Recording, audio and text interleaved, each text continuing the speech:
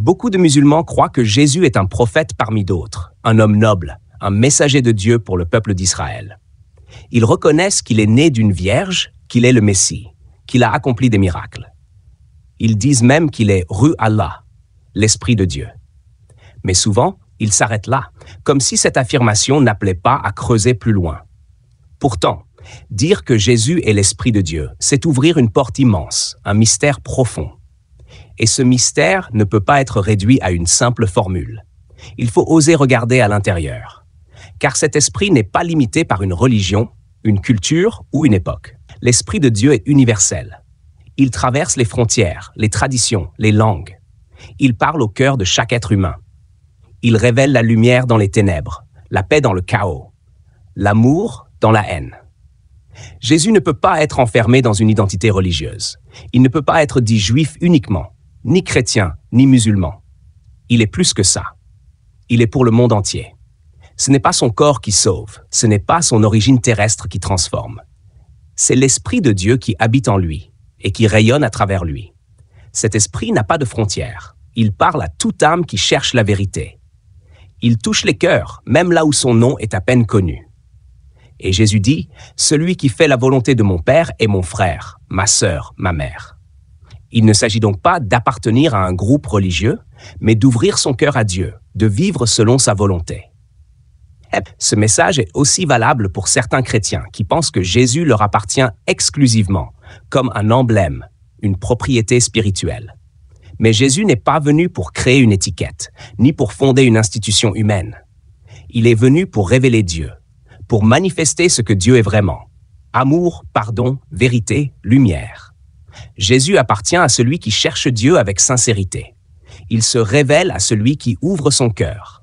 Et nombreux sont les musulmans, dans le secret de leurs prières, dans leurs rêves, dans leurs interrogations profondes, qui sentent que Jésus n'est pas simplement un prophète comme les autres. Qu'il y a en lui une puissance, une présence, une paix qu'on ne retrouve nulle part ailleurs. Le danger, c'est de s'arrêter à la surface, de répéter des formules sans en chercher le sens. Dire Jésus est l'Esprit de Dieu est une clé, mais il faut ouvrir la porte. Il faut regarder à l'intérieur, écouter ce que cet Esprit dit, comprendre ce qu'il fait, car il parle encore. Il agit encore, il guérit encore, il appelle encore. L'Esprit de Dieu ne se limite pas à une religion. Il souffle où il veut. Il touche les musulmans, les chrétiens, les juifs, les hindous, les athées. Et quand il parle, ce n'est pas pour créer la division, mais pour amener chacun à la vérité, à l'amour, à la vie. Jésus est une preuve vivante que Dieu veut se faire proche. Il est comme un miroir. En lui, on peut voir le visage de Dieu. Alors cessons de débattre à l'extérieur. Cessons de nous disputer sur les formes, les mots, les appartenances. Regardons à l'Esprit. Demandons-lui de nous éclairer. Ouvrons nos cœurs, car si Jésus est réellement l'Esprit de Dieu incarné, alors il est pour tous. Il est le cadeau de Dieu à l'humanité entière. Alors, parlons de l'Esprit de Dieu. Qui donc peut être plus proche de Dieu que son propre esprit? Vous, par exemple, vous avez un corps, mais ce corps est animé par un esprit. Cet esprit vous appartient. Il est ce qu'il y a de plus intime, de plus profond en vous. Il connaît vos pensées avant qu'elles ne soient formulées. Il ressent vos émotions avant même que vous ne les exprimiez. Il vous définit plus que votre apparence. Il est vous à un niveau que personne ne voit. Et votre esprit est bien plus proche de vous que n'importe quelle autre personne, même un parent ou un enfant. Alors si nous disons que Jésus est l'Esprit de Dieu, qu'est-ce que cela signifie?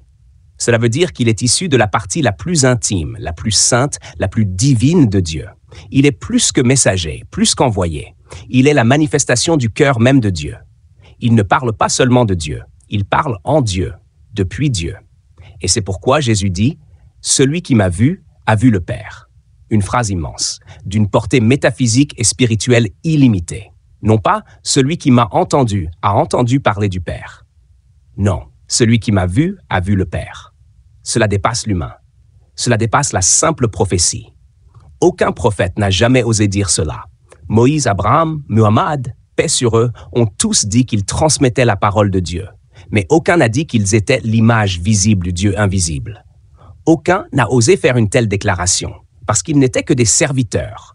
Jésus, lui, est plus qu'un serviteur. Il est l'image, le reflet, le visage. Et pourtant, ce message est mal compris, surtout dans le monde islamique. Non pas par méchanceté, mais souvent par héritage culturel, par peur de franchir une ligne. Les musulmans respectent Jésus, profondément. Ils croient en sa naissance miraculeuse. Ils croient en sa sainteté. Ils croient qu'il reviendra à la fin des temps. Mais ils n'osent pas s'avancer plus loin. Ils restent à la porte du mystère, sans l'ouvrir. Ils disent « Il est l'Esprit de Dieu ». Mais alors pourquoi ne pas aller au bout de cette déclaration? Pourquoi ne pas en explorer toutes les implications?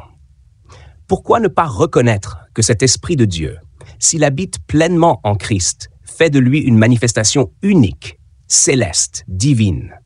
La culture islamique gagnerait énormément à revaloriser la vraie nature du Christ. Non pas pour devenir chrétienne, non pas pour renier ses fondements, mais pour approfondir sa compréhension de ce mystère qu'elle a elle-même reconnu. Car si Jésus est vraiment Ruh Allah, l'Esprit de Dieu, alors il mérite plus que des versets honorifiques. Il mérite qu'on le contemple, qu'on médite son message, qu'on découvre son cœur. Et cela ne contredit pas la foi musulmane dans son essence. Cela l'approfondit. Car tout croyant sincère, toute âme en quête de vérité, sait que Dieu est trop grand pour être enfermé dans une seule tradition. Il se révèle là où on l'attend le moins. Il agit au-delà des murs, des dogmes, des livres. L'Esprit souffle où il veut. Alors, ceux qui ont vu Jésus avec les yeux du cœur ont vu quelque chose du Père. Ceux qui ont compris son regard, sa tendresse, sa sagesse, ont touché une part de la vérité divine. Et cela, ce n'est pas une propriété chrétienne, c'est une lumière universelle. Une lumière pour les musulmans, pour les juifs, pour les bouddhistes, pour les athées. Une lumière pour l'humanité tout entière. Depuis toujours, l'être humain cherche à comprendre le mystère de l'existence. D'où venons-nous? Pourquoi la vie? Y a-t-il un Dieu derrière tout cela? Et si oui, s'est-il révélé un jour d'une manière claire, indiscutable? Pour beaucoup, cette quête semble vaine, tant les voix sont multiples, contradictoires, confuses. Mais il existe une figure singulière dans l'histoire de l'humanité. Une figure qui se présente non seulement comme un maître spirituel ou un prophète, mais comme Dieu lui-même, Jésus de Nazareth.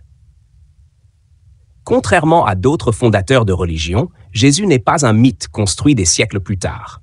Il est un personnage historique, cité par plusieurs auteurs antiques, chrétiens et non chrétiens. Il a vécu dans une région précise, à une époque précise, sous l'Empire romain. Il a enseigné, guéri, bouleversé et fini crucifié. Les historiens reconnaissent son existence. Mais ce qui frappe, c'est que cet homme, sans armée, sans richesse, sans livre écrit de sa main, a transformé le monde entier. Avant même sa naissance, des textes sacrés du peuple juif annonçaient la venue d'un Messie. Ces textes, écrits des siècles à l'avance, parlent d'un enfant né d'une vierge, d'un roi méprisé, d'un homme rejeté, trahi pour 30 pièces d'argent, percé sans que ses os ne soient brisés, mis au tombeau avec les riches, et qui pourtant vivra éternellement. Ces éléments, présents dans les prophètes comme Isaïe, Zacharie, Michée ou les psaumes, se retrouvent dans la vie de Jésus. Il ne s'agit pas d'un hasard, c'est une trame, une anticipation, une signature divine. Ce qui distingue encore plus Jésus, c'est la manière dont il parle. Il ne dit pas « Dieu m'a dit », il dit « Moi, je vous dis ». Il affirme avoir le pouvoir de pardonner les péchés. Il dit être la lumière du monde, le chemin, la vérité, la vie. Il parle comme s'il avait autorité sur le temps, sur la mort, sur les cœurs. Et ce qu'il enseigne est radical. Il dit d'aimer même ses ennemis, de pardonner soit 10 fois 7 fois, de préférer les pauvres, de chercher Dieu dans le secret. Ce message est d'une cohérence morale, d'une élévation spirituelle et d'une puissance de transformation que peu d'enseignements peuvent égaler. Jésus ne cherche pas la gloire humaine. Il fuit la foule quand on veut le faire roi. Il ne cherche ni fortune ni pouvoir politique. Il annonce sa mort. Il dit à ses disciples qu'il va souffrir, être rejeté, crucifié. Et il accepte cette mort comme un acte volontaire. Au moment où on l'arrête, il ne fuit pas. Il guérit même un soldat venu l'arrêter. Sur la croix, il ne crie pas vengeance. Il demande pardon pour ses bourreaux. Cette attitude face à la douleur et à l'injustice est totalement unique. Il vit ce qu'il enseigne jusqu'au bout, jusqu'au don de sa vie. Mais ce qui bouleverse tout, c'est que ses disciples affirment qu'il n'est pas resté dans le tombeau. Le 3e jour, le tombeau est vide. Les femmes, premières témoins, racontent qu'il est vivant. Puis ses amis, puis plus de 500 personnes. Les disciples, qui avaient fui, deviennent courageux jusqu'à mourir pour proclamer qu'ils l'ont vu ressusciter. Aucun n'a renié ce témoignage, même sous la torture. On peut toujours inventer un mensonge à plusieurs, mais on n'accepte pas tous de mourir pour un mensonge qu'on aurait inventé. Ce mystère de la résurrection est au cœur de tout. Sans elle, Jésus est juste un martyr de plus. Avec elle, il est ce qu'il a dit, le Fils de Dieu venu pour vaincre la mort. Et si la mort n'a pas eu le dernier mot sur lui, alors il est bien plus qu'un homme. Depuis ce moment, des millions de vies ont été transformées par cette rencontre avec Jésus. Pas comme une idée, mais comme une présence vivante. Des hommes et des femmes de toute culture disent qu'il a changé leur cœur, guéri leur âme, redonné sens à leur vie. Des témoignages de guérison, de délivrance, de paix intérieure bouleversante se multiplient encore aujourd'hui. Et même dans des endroits où personne ne connaît l'Évangile, certains disent avoir vu en rêve un homme vêtu de blanc, qui les appelle par leur nom. Toujours le même visage, la même voix, le même amour. Face à cela, certains objectent « Et si tout avait été exagéré? Et si les textes avaient été modifiés ?» Mais les évangiles sont les documents les mieux conservés de l'Antiquité. On a plus de 5000 manuscrits en grec, sans parler des versions latines. Syriaque, copte. Et les premières copies datent de seulement quelques décennies après les faits. Il n'y a pas de temps pour que le mythe se forme. Et les textes sont sobres, précis, sans fioritures mythologiques. On y lit la peur, le doute, la trahison. Ce ne sont pas des textes héroïques. Ce sont des récits authentiques, bruts, crédibles. Ce que Jésus apporte dépasse la religion. Il propose une relation, une réconciliation entre l'homme et Dieu. Il ne demande pas des sacrifices animaux, des rituels complexes. Il demande la foi, la confiance. Il tend la main. Il accueille le pécheur. Il pleure avec ceux qui pleurent. Il dit que Dieu est un Père et que nous ne sommes pas seuls. En regardant Jésus, on ne voit pas un Dieu lointain, tout-puissant et froid. On voit un Dieu qui souffre, qui aime, qui pardonne, qui se fait proche. S'il existe un Dieu, alors Jésus est sa trace la plus lumineuse, la plus pure, la plus touchante. Aucun autre personnage de l'histoire n'a dit et fait ce qu'il a fait. Aucun autre n'a laissé un tel impact. Aucun autre n'a répondu aussi profondément aux questions humaines les plus intimes. Et si Dieu avait voulu se faire connaître, il n'aurait pas pu faire mieux que de venir en personne. Et c'est précisément ce que Jésus affirme. Alors la question ne devient plus « est-ce que Dieu existe ?» mais « suis-je prêt à rencontrer celui qui prétend être son visage ?» En tout cas, que chacun se prépare. Car ce que Jésus annonce dépasse l'entendement. Il est le seul dans toute l'histoire spirituelle de l'humanité à avoir osé dire ces paroles puissantes, déconcertantes, mais d'une vérité solennelle. L'heure vient où tous ceux qui sont dans les sépulcres entendront ma voix, et ils sortiront, les uns pour une résurrection de vie, les autres pour une résurrection de jugement. Qui donc, si ce n'est Dieu lui-même, peut prétendre que sa propre voix réveillera les morts? Qui peut dire que sa voix atteindra même ceux qui dorment dans la poussière depuis des siècles? Aucun prophète n'a jamais parlé ainsi. Aucun sage, aucun maître spirituel, aucun philosophe. Jésus ne dit pas « Dieu les ressuscitera ». Il dit « Ils entendront ma voix ». C'est là une déclaration d'autorité divine. Une déclaration qui, si on l'écoute avec un cœur pur, ne laisse aucun doute. Ce n'est pas simplement un homme qui parle, c'est Dieu qui parle en lui. Pour ne pas dire plus clairement, c'est le Père qui parle par le Fils. Il n'agit pas en son propre nom, mais en parfaite union avec la source éternelle. Il ne fait rien sans le Père. Mais tout ce que le Père fait, le Fils aussi le fait pareillement. Il est le reflet visible de l'invisible. Il est la voix audible de l'inaudible. Il est l'écho parfait de l'éternité dans le temps. Et cette voix, elle est douce. Elle est puissante. Elle est pleine de grâce, mais elle est aussi tranchante comme l'épée, car elle appelle à la vie, mais elle annonce aussi le jugement. Elle sépare la vérité du mensonge, la lumière des ténèbres, l'amour véritable de l'hypocrisie religieuse. Et cette parole retentira jusque dans les tombeaux.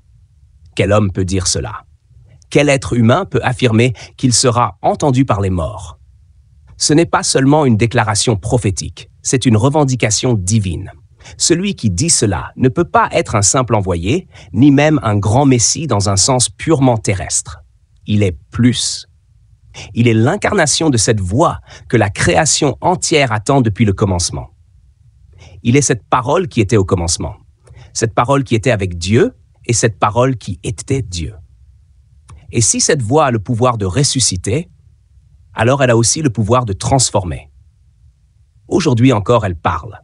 Pas seulement dans les livres, mais dans les cœurs. Elle parle à ceux qui souffrent, à ceux qui cherchent, à ceux qui sont perdus. Elle parle dans les nuits profondes de l'âme. Elle murmure dans les silences. Elle crie parfois dans les tempêtes. Mais un jour, cette voix retentira dans toute sa gloire, et nul ne pourra dire « Je ne savais pas ».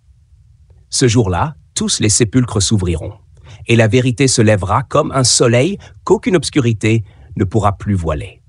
Ce ne sera plus le temps du débat, ni des interprétations religieuses, ni des discussions entre écoles de pensée. Ce sera le moment de la rencontre, face à face, avec cette voix, avec cette lumière, avec lui. Et chacun devra répondre « Qu'as-tu fait de cette voix?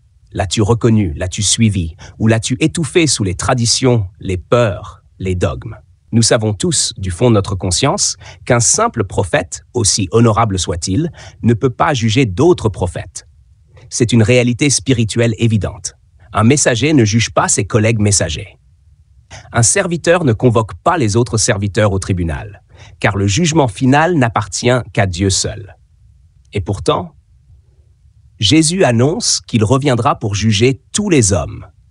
Pas seulement les nations ordinaires, mais tous, y compris ceux qui ont été eux-mêmes des figures spirituelles majeures dans l'histoire humaine. Il dit clairement que le Fils de l'homme viendra dans sa gloire, accompagné des anges, et qu'il séparera les brebis des boucs. Il prendra place sur le trône de gloire pour juger les vivants et les morts. Ce n'est pas le rôle d'un simple prophète. C'est la prérogative exclusive de Dieu. Alors, il faut tirer une conclusion simple, limpide, inévitable. Ce n'est pas un homme qui parle en Jésus. C'est l'Esprit de Dieu, vivant, vibrant, éternel, qui parle à travers lui. Ce n'est pas une autorité empruntée. Ce n'est pas un pouvoir reçu pour un temps limité. C'est une autorité intrinsèque, divine, éternelle. Celle du Créateur qui connaît les cœurs, les pensées, les intentions cachées. Quand Jésus dit qu'il reviendra pour juger, il ne parle pas d'un jugement basé sur les apparences, les habits religieux ou les appartenances communautaires. Il parle d'un jugement profond, juste, qui pénètre l'âme et révèle ce qui était caché aux yeux des hommes. Et seul Dieu peut exercer un tel discernement. Voilà pourquoi Jésus ne peut pas être réduit à un rôle de prophète parmi d'autres. Le réduire à cela, c'est ignorer la portée réelle de son message. C'est minimiser l'éclat de cette lumière divine qui a traversé l'histoire humaine comme un éclair dans la nuit. Jésus n'a jamais parlé comme un simple homme. Il n'a jamais agi comme un serviteur ordinaire. Il a pardonné les péchés, il a calmé les vents, il a ressuscité les morts par une simple parole. Il n'a jamais dit au nom de Dieu, comme le faisaient tous les autres. Il disait « je te le dis », et la chose s'accomplissait, car c'est Dieu en lui, par lui, qui agissait. Alors que chacun se prépare. Car si Jésus est vraiment le reflet parfait de Dieu, s'il est l'incarnation de son esprit, alors nous n'avons plus d'excuses. Il ne s'agit plus de savoir si on est juif, chrétien, musulman ou même athée. Il s'agit de savoir si l'on a reconnu la voix de Dieu qui a parlé à travers lui. Car cette voix continue de parler. Elle traverse les siècles. Elle traverse les dogmes. Elle traverse les silences intérieurs. Et elle nous appelle. Elle nous dit « Prépare ton cœur. Prépare ton âme. Ouvre-toi à la vérité vivante. » Ce n'est plus une question de religion, c'est une question d'éternité.